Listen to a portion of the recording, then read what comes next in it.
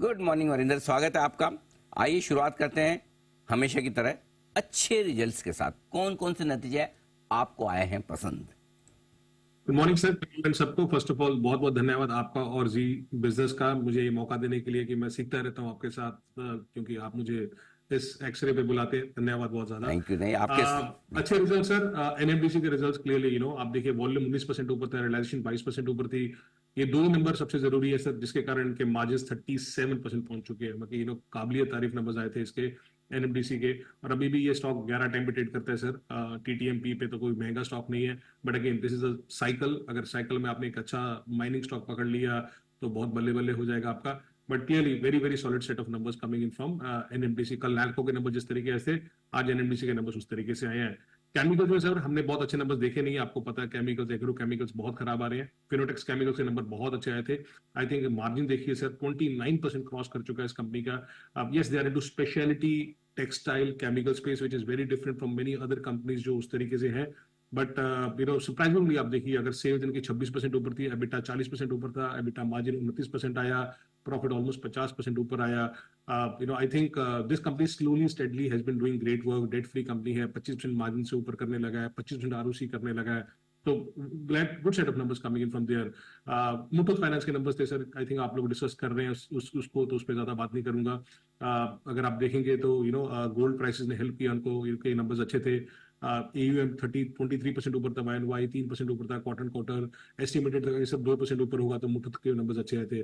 But clearly NMDC and Fineotex chemicals दो numbers थे जो स्टैंड आउट हुए मेरे लिए। इसका स्टॉक जबरदस्त सेक्शन में आपको नजर आएगा। आज टॉप गन के तौर पर वायदा कारोबार में कारोबार करता हुआ अब 6% की बड़ी मजबूती बनती दिख रही है। सरकारी कंपनियों के नतीजे में एक अच्छी बात दी है कि जहां अच्छे नंबर से वहां स्टॉक में तेज दौड़ भी होती दिख रही है, जो खराब है पिटाई भी बढ़िया वाली हुई है। आइए अच्छे नतीजे से उम्मीद के मुताबिक नतीजे जो आए, जरा इनलाइन रिजल्ट्स की जानकारी ले लेते हैं, बताएं। दो नंबर है सर। ग्लैंड फार्मा का अगर आप इनकी एक सेनिक सी है, अगर उनको निकाल दिया जाए तो एबिटा एडजस्ट करके इनलाइन आया था, कोई खास नहीं आया था। बट अभी भी अगर सेल्स बहुत अच्छी आई थी, 65% ऊपर थी, बट इशू था मार्जिन में। मार्जिन तो 30% होते थे, 23% आ चुके हैं।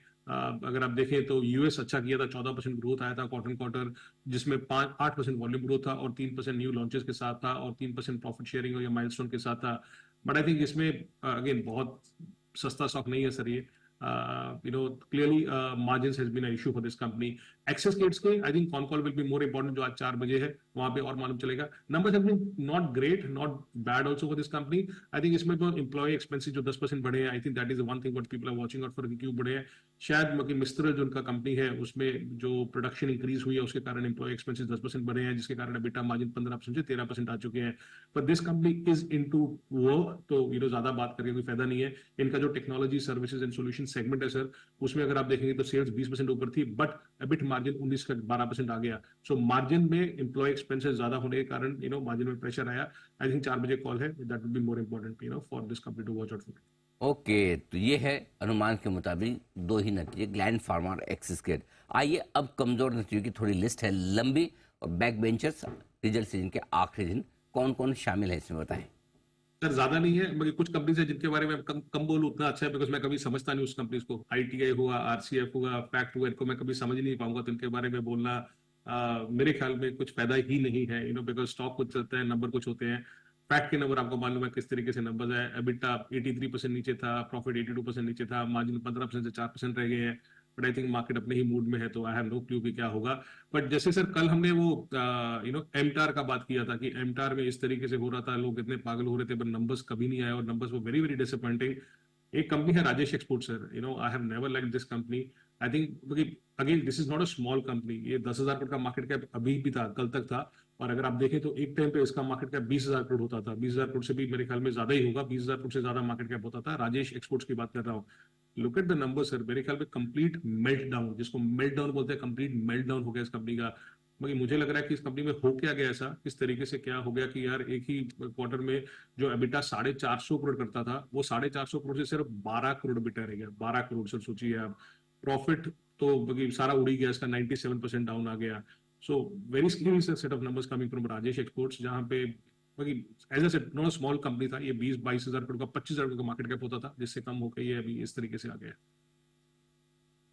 कमजोर नतीजे में राजेश एक्सपोर्ट्स आपके लिए आता हुआ। वरिंदर, बहुत बहुत धन्यवाद आपका, न सिर्फ आज के लिए बल्कि पूरे रिजल्ट सीजन के लिए। आपने हर रोज बड़ी मेहनत के साथ नतीजों का विश्लेषण किया, इन डेप्थ एनालिसिस किया, पुराने रिजल्ट्स देखे, आगे का गाइडेंस, आउटलुक, कॉन कॉल्स को सुनकर एकदम सही और सटीक विश्लेषण हमारे दर्शकों के सामने रखा। Thank you so much. अगले रिजल्ट सीजन में तो वैसे मुलाकात होगी वापस, बीच बीच में भी होती रहेगी। बहुत बहुत धन्यवाद। Look forward, sir. Thank you for the opportunity. Thank you so much.